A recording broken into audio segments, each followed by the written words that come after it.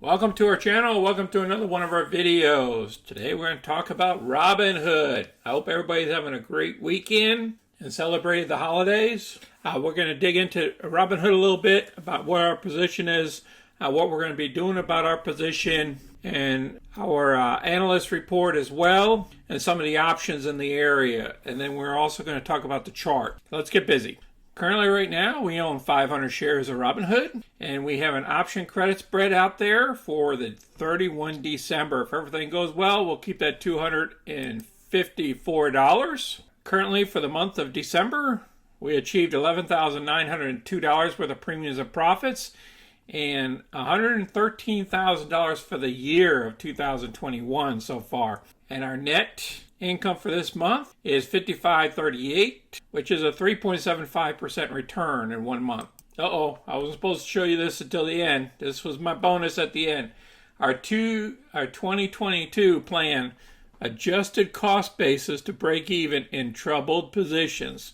So I got a couple of positions I'll share with you, and I'll go through it at the end after we cover the stock. Look at the futures. They're going up a little bit, which is a positive thing. We'll see if it holds until tomorrow. Okay, Robinhood jumped up 2.83% on Friday, which was greater than all the indexes.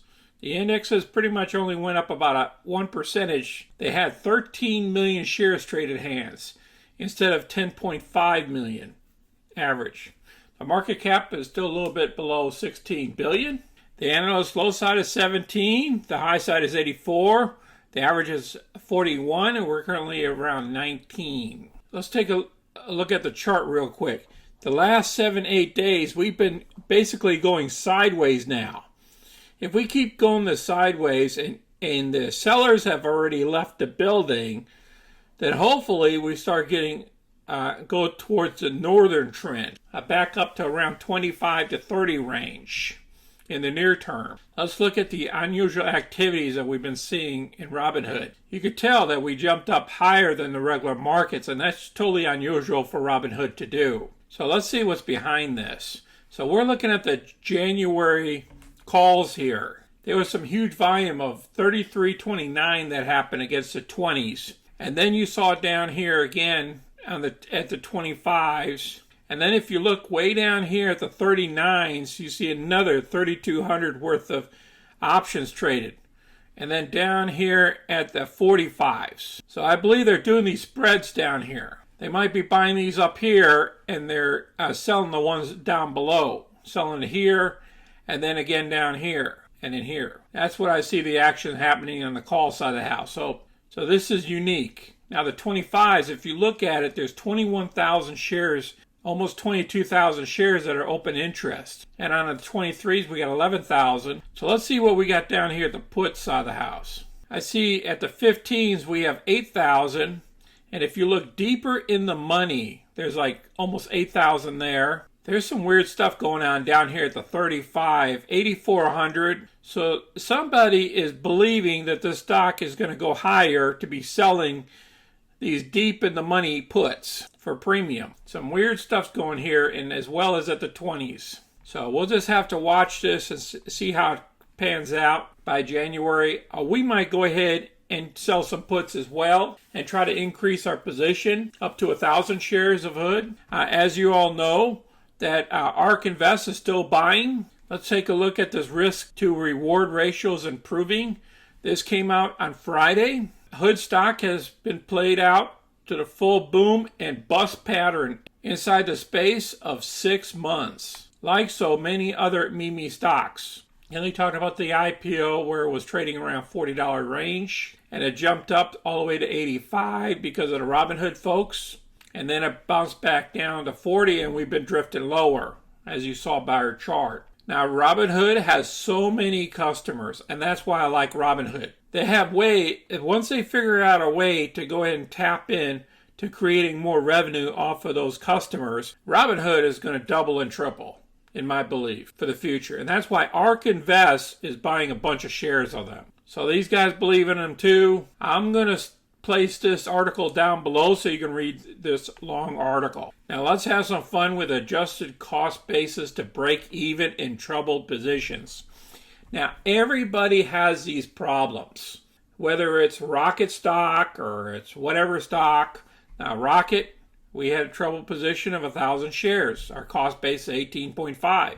And so I have a plan. I placed all the pros and cons, and then I placed down here my future trades, and then the summary of what I'm going to do if this trade doesn't pan out, if my stock don't get called away, and what I'm going to do about it. Now, you guys need to come up with some type of system like this so you can figure out what's going on with your shares and what you're going to do about it.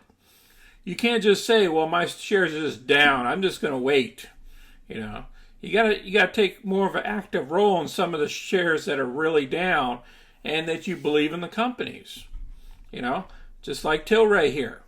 You know, here's my current trade here. I got a bull option debit spread going on. And here's my future trade, what I'm going to do here. 2 trades. It's going to pick up $1,385. And I'll place that video right after this video of Tilray, when I talked about this $1,385. I'm going to pick that cash up off the ground and keep it. Okay, so it's going to adjust my cost basis, and I'm going to keep working it. Now, Virgin Galactic, I've been laying down. I haven't been doing anything with 200 shares. And now I'm looking at these future trades and doing a couple of these cover call trades, and also will be doing some equity spreads as well. And now here's Robinhood. We own 500 shares. Our cost base is 37.